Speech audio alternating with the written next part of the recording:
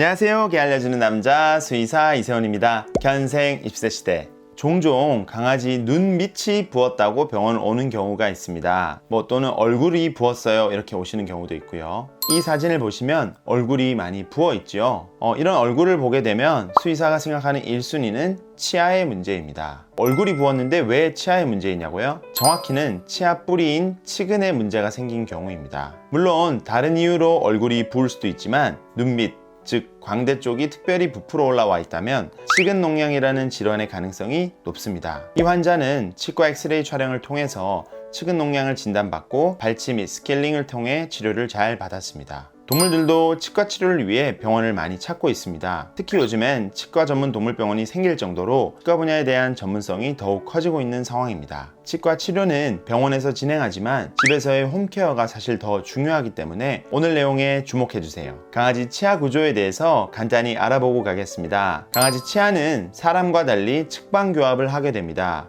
치아 구조를 보게 되면 치아들이 가위처럼 교차하며 음식물들을 잘라 먹게 됩니다. 따라서 강아지들은 사료를 먹으면서 일부 플라그와 치석들이 떨어져 나가게 됩니다. 이 중에서 특별히 중요한 이빨이 있다면 음식물을 자르는 송곳니와 저작을 돕는 어금니입니다. 강아지도 충치가 있을까요? 강아지는 충치가 거의 없습니다. 그 이유는 사람과 강아지의 침의 산성도의 차이 때문인데요. 뮤탄스균과 같은 충치균들은 산성 환경에서 더 잘 서식하는데 강아지는 pH가 높아 알칼리성을 띠기 때문에 충치가 잘 생기지 않습니다. 그런데 충치가 잘 안 생기는 강아지가 왜 양치질과 스케일링이 필요한 걸까요? 바로 치아를 덮고 있는 잇몸에 문제가 생길 수 있기 때문입니다. 잇몸 쪽에 문제가 생기는 것을 치주질환이라고 하는데요. 단계가 낮을 때는 치은염, 심해지면 치주염이라고 부릅니다. 이런 치주질환의 원인은 치아에 지속적으로 형성되는 플라그라는 세균막입니다.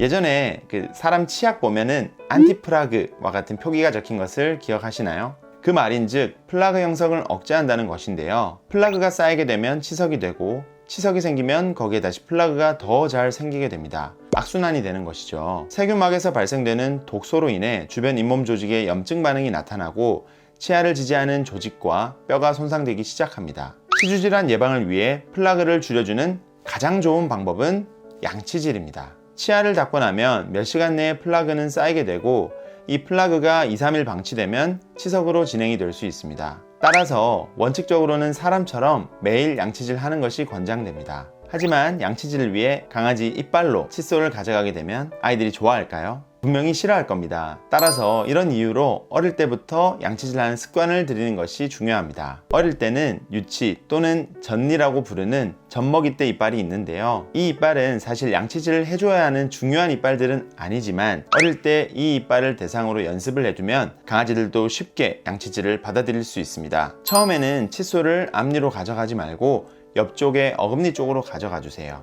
양치질을 시작하고 모든 이빨을 다 하려고 하지 않으셔도 됩니다. 몇몇 이빨만 해주시되 바깥쪽 면만 진행해 주세요. 간혹 의욕이 넘치는 보호자분들은 처음부터 안쪽 이빨까지 모두 하려고 시도를 하다가 아이들의 양치질에 대한 순응도만 떨어뜨리게 됩니다. 양치질을 잘 마치면 산책이나 놀이와 같은 보상을 제공해 주세요. 매일 하는 양치질인 만큼 다른 그루밍 케어에 포함하여 루틴화 해주세요. 예를 들어 무릎 위에서 빗질과 다른 작업들을 하고 양치질까지 하나의 세션으로 진행해 주시는 겁니다. 그렇다면 아이들이 적응하기가 훨씬 더 쉬워져요. 치약은 어떤 것을 써야 할까요? 사람용 치아에는 불소, 자일리톨과 같은 강아지에게 유해할 수 있는 성분이 들어있어서 절대 사용하시면 안 됩니다. 동물용 치약을 사용해야 하는데 만약 치약이 없다면 칫솔만 이용해서 양치질을 해주셔도 됩니다. 왜냐하면 칫솔을 이용해 물리적으로 플라그를 제거하는 행위가 가장 중요하기 때문입니다. 동물용 치아에는 맛이 첨가되어 있어 아이들의 순응도를 높이는 데 도움이 됩니다. 따라서 치약을 한 번에 먹지 않게끔 브러쉬 사이로 치약을 밀어 넣어 주시고 양치질을 해주세요. 양치질 외에는 다른 방법은 없을까요? 힐스사에서 나오는 TD 사료나 로얄캐닌 덴탈 사료와 같은 치아 관리 사료가 있습니다. 이런 사료는 먹는 즉시 양치질이 되는 효과를 주게 됩니다. 또한 플라그 형성을 억제하는 영양제가 있을 수 있고요. 딱딱한 간식이나 장난감을 활용하여 플라그 형성을 억제할 수 있습니다. 다만 양치질이 어렵다는 이유로 이러한 보조적인 요법만을 주로 사용하시면 안 됩니다. 양치질이 가장 메인이 되어야 하고 그 외 보조적 요법이 추가되어야 합니다.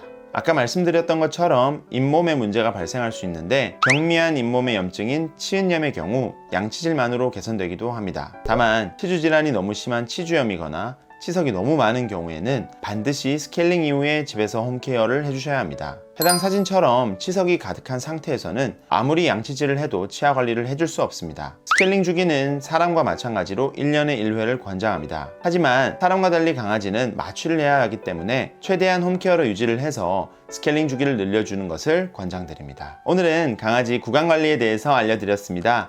오늘 내용이 유익하셨다면 구독과 좋아요, 알람 설정까지 한번 부탁드리겠습니다. 시청해주셔서 감사합니다.